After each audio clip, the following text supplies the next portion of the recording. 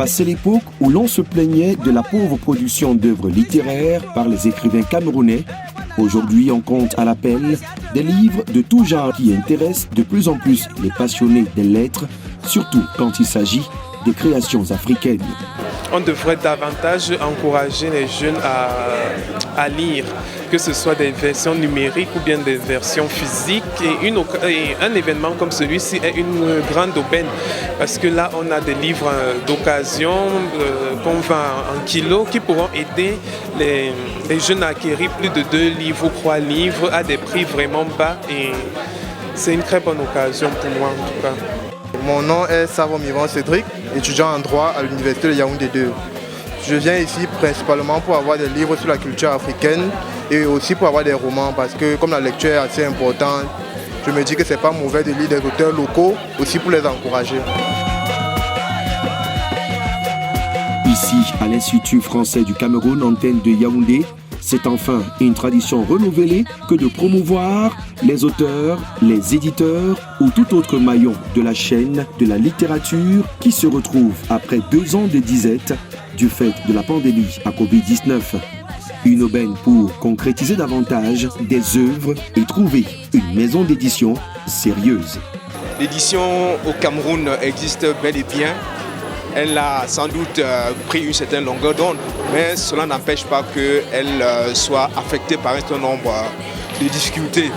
Des difficultés d'ordre institutionnel, d'ordre technique et également d'ordre logistique. Sur le plan institutionnel, je pense que l'édition a besoin d'être accompagnée par la hiérarchie culturelle dans notre pays, ce qui, de mon point de vue, ne semble pas encore véritablement être un acquis.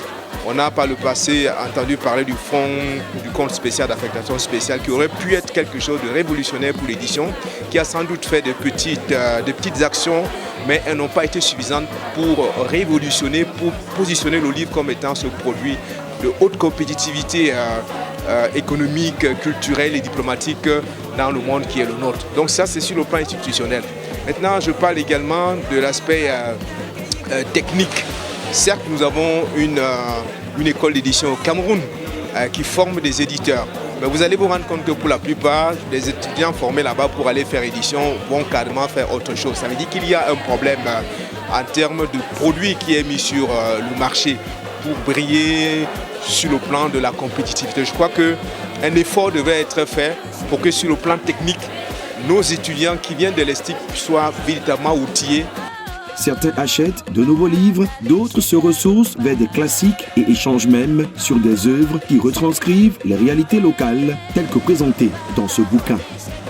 L'histoire de 2 personnages, Mola et Alima, qui sont en train de travailler pour concevoir un site web et qui assez rapidement vont se retrouver face à des forces qui sont en train de dépiller des ressources donc, voilà, du patrimoine. Alors, la thématique est donc essentiellement la préservation de nos objets de culte ou les objets d'art selon, mais aussi la meilleure façon pour nous de nous préparer au retour des objets qui sont éparpillés à travers le monde. Donc, c'est une histoire locale, ce point est important. Donc en écrivant ce roman, il était aussi question pour moi de montrer que nous pouvons écrire nos histoires qui se passent ici avec des personnages du quotidien et donc pas seulement croire que ce type d'histoire, notamment des thrillers, c'est des histoires d'ailleurs.